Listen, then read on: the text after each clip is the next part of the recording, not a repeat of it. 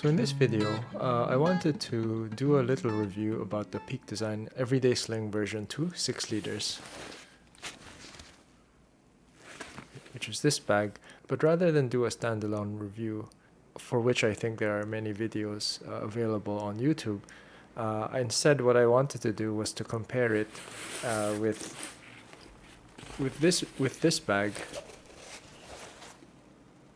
which is the Timbuk2 Classic Messenger XS small. These two bags are actually almost exactly the same dimensions. And the main difference being one is a dedicated camera bag and one is just a messenger bag. I just wanted to compare the two a little bit and share my opinion about the pros and cons of each, specifically whether or not you actually need to have a dedicated messenger bag for cameras. So just to go over each of the bag's features in brief, this is the Peak Design Everyday 6 liters. This is the version 2 design, but I think there was no 6 liters in the version 1 anyway. The main compartment, which contains the dividers for your camera equipment. There's a tablet sleeve along the back. There's a long but shallow organization pocket up here.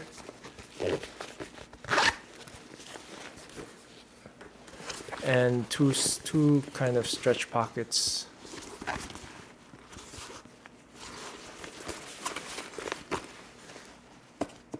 on the side.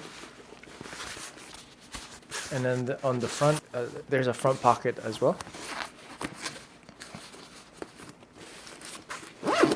The other extra features of this bag worth noting: firstly, it is fairly water resistant. The zippers are water protected, so as you can see with the seams here, you can see the seams are a bit more waterproof. There's a few strap attachment hooks here, which I think allows you to put to mount a tripod along the bottom, but I don't use that feature. There's a handle on the back, and as well a strap. The important thing about this strap is the ease with which you can adjust the size using this mechanism. For example,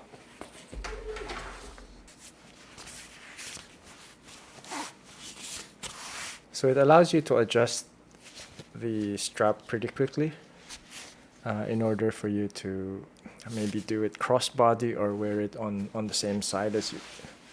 Crossbody or just same side, or perhaps I think you're also able to wear this on your waist like a fanny pack.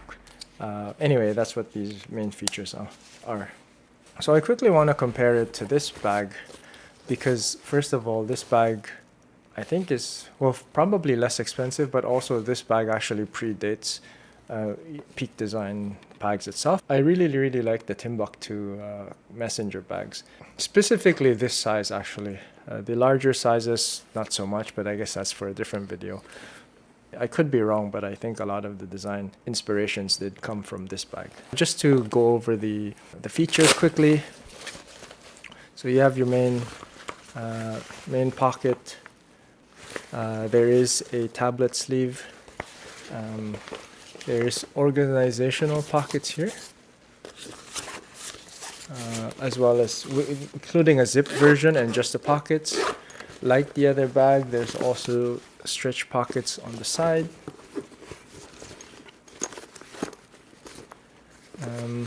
There is no front organizational pocket at the front, but inside the flap, there's actually a few more as well.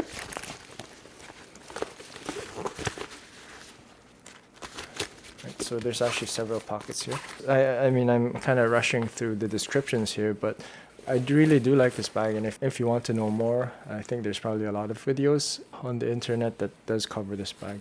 One big difference is that it has more of a flip lid. The two bags look actually quite similar. And now I'll just contrast some of the features and just have a little discussion about why I like one over the other. Going over the minor stuff first, this bag is actually also water resistant. And in fact, it probably is even better. I think it's actually waterproof, and the reason I mention that is because the whole bag itself actually has a tarp lining on the inside, all the way, even the bottom of the bag and so on. This will really prevent water from affecting the contents inside, whereas the Peak Design, I think, is just water repellent, but this one is, I think, actually waterproof. Another thing about the difference between the two is the way it closes. I actually don't mind this one having this type of closure. So when you do close it, and if you do have a water, like a raining situation, you might think that water can get through the sides and so on, and that actually is true. That may happen. The way this kind of addresses that is there is a piece here that kind of folds in. So it's almost like an envelope, right? So if it folds in, if it's tucked in, and then you close the lid, then that does prevent water from coming in. And I think there's quite a few bags that I've seen that do have this design. That could be a matter of preference if you want like a zipper style versus this kind of flap opening. Normally I do prefer the zipper style, but in this case I actually like this bag as well. This bag really excels over the Peak Design is the adjustment strap, and I have a feeling that the Peak Design kind of got inspiration from this bag. So let me just show you adjustment of that strap using their mechanism.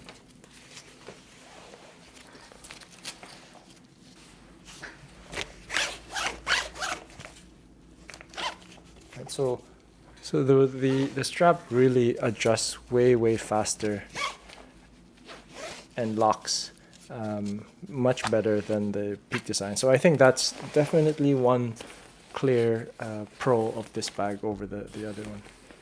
Now, as to the purpose of using it for a camera bag, it depends whether or not you actually want that structure. And my main criticism about this, and with some of the other ones that I've mentioned in past reviews, is it's so rigid in protecting the camera that I find it quite bulky and also slightly limiting in its use. The reason why I cover backpacks in my previous videos over messenger bags, and there are many camera bag that are in the messenger bag format, is I actually do prefer the backpack because I don't like kind of having this thick and rigid structure just kind of jutting to the side.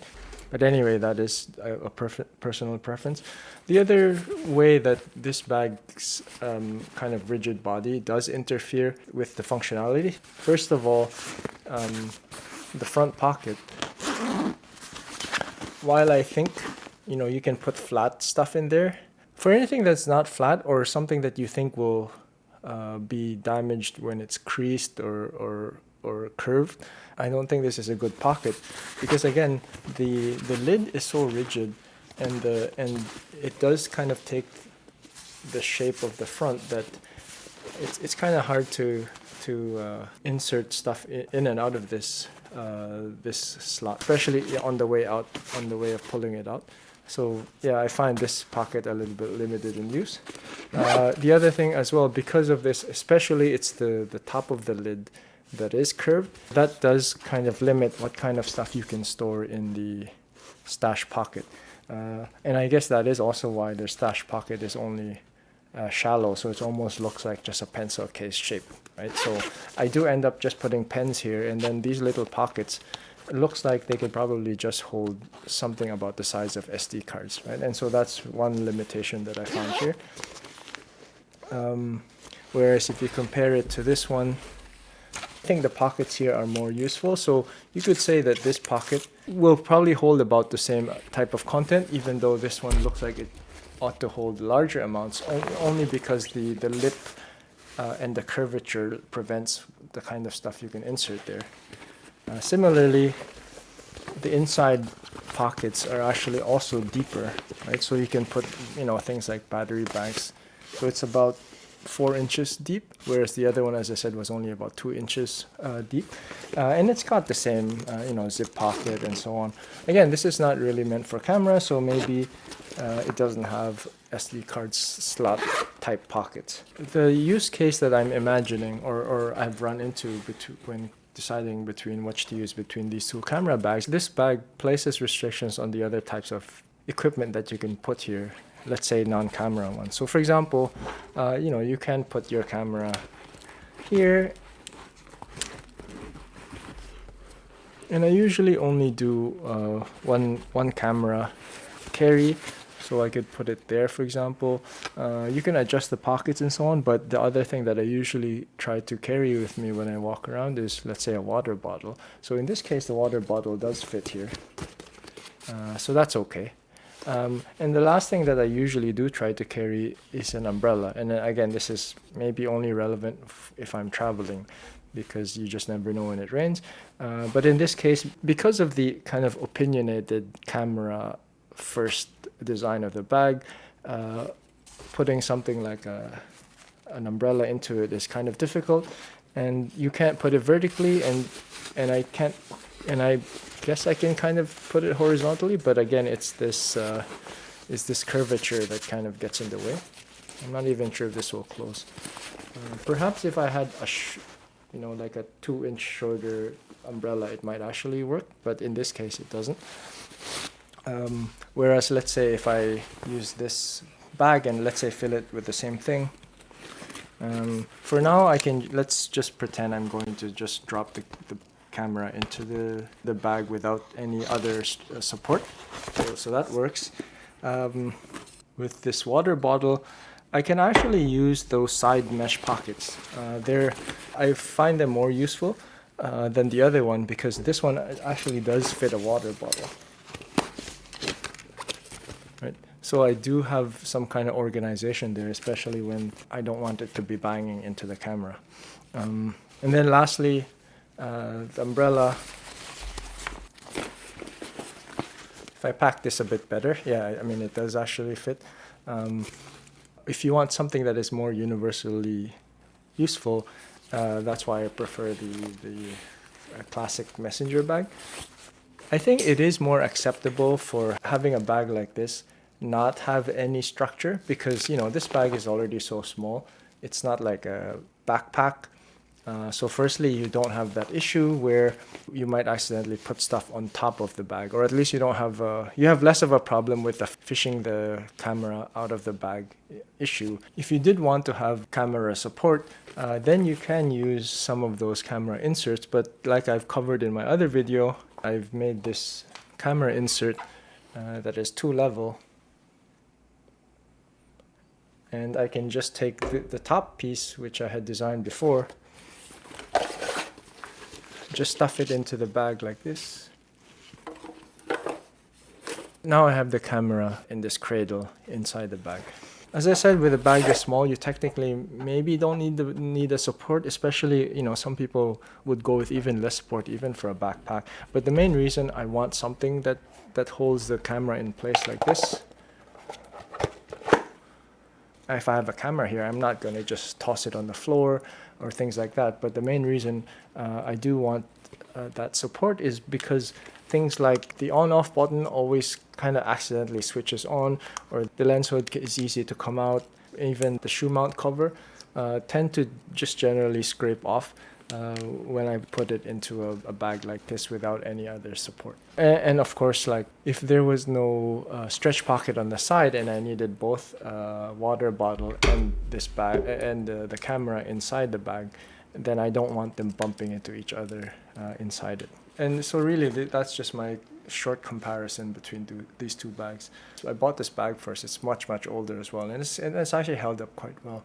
But I did buy this thinking that I might have some use for it, but I think right now if I had to choose between the two, I would probably choose the Timbuk2 Messenger bag over the other one, and it is cheaper and it's also more universal. On the occasion I don't need the camera, I can use this for other purposes. If I'm not using the camera, it's so thin, right? It just collapses so easily.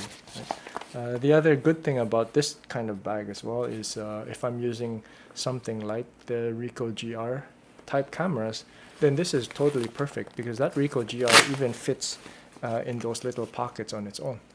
even in the stretch pockets, right? And so this is actually a perfect bag if your camera is one of those tiny ones and not like a regular mid-size APS-C camera. Anyway, that's it for my review.